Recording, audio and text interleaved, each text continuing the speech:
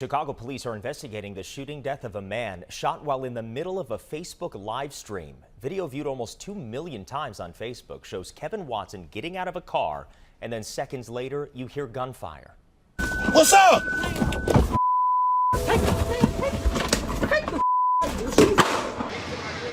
Chicago police say the shooting happened about 6:15 last night near Madison and Laverne on the west side. Watson was sitting in a car when another vehicle approached and someone inside began shooting.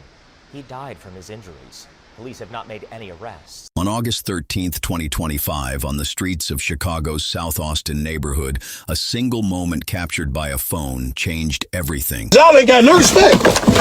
What's up, bro? What's up? Hell no. Take the fuck.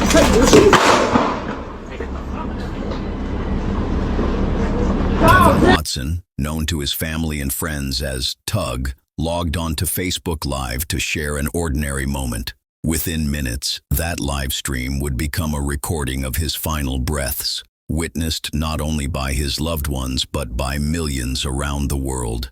His story is one of family, community, and tragedy, and of the way technology can capture life and death in real time. Kevin Tug Watson was more than a headline. He was a son, a cousin, and a devoted father. At 42 years old, he carried with him the experiences of a life spent in Chicago, shaped by the city's triumphs and its struggles.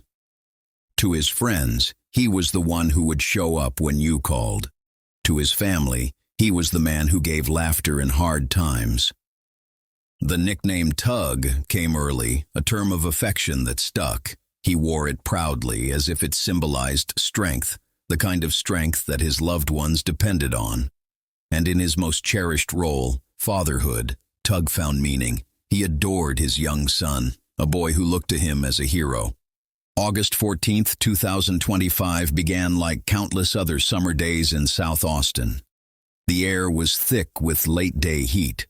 The neighborhood bustled with people leaving work, children playing in the fading light, music spilling from cars and storefronts. That evening, Kevin stopped by his cousin's workplace, a familiar place where family conversations often drifted between laughter, everyday problems, and the stresses of city life. Around 6 o'clock, Kevin pulled out his phone, opened Facebook Live, and began streaming. His live stream began casually, with discussion over something as mundane as parking spaces. Viewers tuned in, some who knew him, some who didn't. In his voice was the calm of an ordinary man passing time, unaware that the next few minutes would be replayed across the world. As Kevin sat in his car, a man approached. It wasn't a stranger, it was someone Kevin knew. At first, their conversation seemed like any other, but tension lingered beneath the words. The man reached for Kevin's chain, a small act that carried the weight of insult and threat. Kevin resisted, pulling back, his pride and dignity demanding he hold on. Then came the struggle, a flash of movement, a wrestle for control, and in a single instant, the sound of a gunshot split the air. Y'all ain't got no respect. What's up, bro? What's up? Hell no. Take the fuck. The live stream camera jolted, capturing confusion, shouts, and the final moments of a man fighting for his life. Viewers who had tuned in expecting banter or neighborhood talk were suddenly witnesses to horror. Kevin gasped for breath, wounded in the chest. His cousin and others rushed to his side. In the background of the live stream, voices cried out for help. The world watched as Kevin's life slipped away in real time. He was rushed to Mount Sinai Hospital, but the wound was too grave. Doctors pronounced him dead shortly after his arrival. He was 42 years old. The live stream did not end with Kevin's final breath. It kept circulating, spreading across timelines, feeds, and news sites. By morning, millions had watched, some in disbelief, some in grief, others with a grim fascination. In the digital age, death itself had become content. Kevin Watson's murder joined a disturbing list of tragedies broadcast live, moments that transformed human suffering into viral footage. The question loomed, what does it mean when the last moments of a man's life become a spectacle for strangers? Amid the chaos of headlines and viral shares, Kevin's family stepped forward to remind the world of who he truly was. His cousin described him as a man who helped people, a man who looked out for others. He wasn't a statistic. He wasn't just a victim of violence. He was Kevin, Tug, someone's father, someone's loved one, someone who deserved to grow old, to guide his son, to laugh on more summer evenings. South Austin is no stranger to violence, but each life lost leaves a wound that does not heal. As gunfire rang out in this parking lot Wednesday evening on Madison near LeClaire Avenue in Chicago's South Austin neighborhood. He was choking for breath. He was trying to struggle to breathe. All of it unfolding right after Watson left his cousin's job at this nearby liquor store to begin his Facebook Live in his car. I wouldn't let him walk out the store. He was a good man for this community. No matter what he done, he helped people, you know? He helped me get this job in there. Close friends turned heartbroken witnesses say as Watson was walking to his car. He was talking to a guy, and he was going to his car, and then the guy followed behind him. So when the guy followed behind him, pulled a gun on him. So he was trying to wrestle with the gun, and the gun went off. Police say the 40-year-old was shot in his chest. I rubbed his palm, and I squeezed his hand. He wouldn't squeeze back.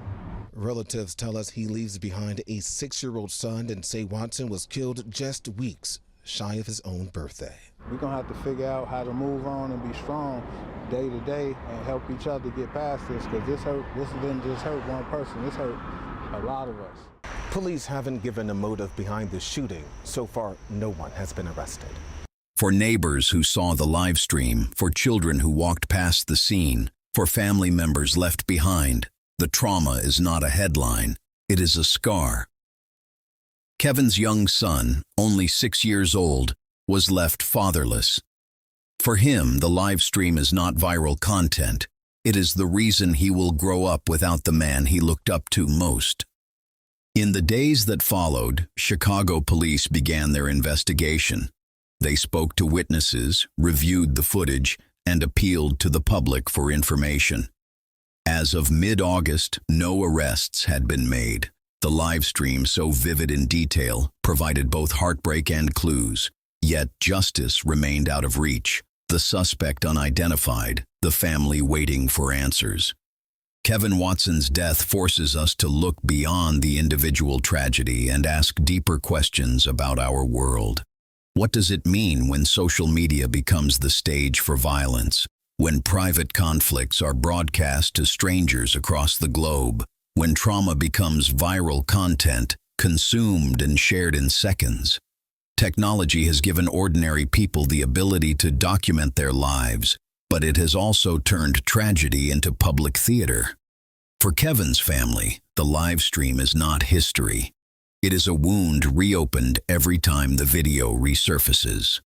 Kevin, Tug Watson should be remembered not for the live stream that captured his death, but for the life he lived before it, for his smile, for his devotion to his son, for the way he stood by family and friends. His story is a reminder of fragility, of how quickly an ordinary evening can turn into tragedy, but it is also a call to empathy. Behind every viral video, behind every headline, there is a person with a history, a family, a legacy. In South Austin, the memory of Tug lives on in the hearts of those who loved him. And in the wider world, his death stands as both a tragedy and a lesson, that even in a world of endless streams and viral shares, every life is more than the moment it ends.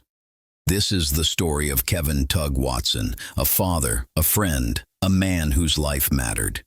His final moments were captured for the world to see, but his true story lives on in the people who remember him.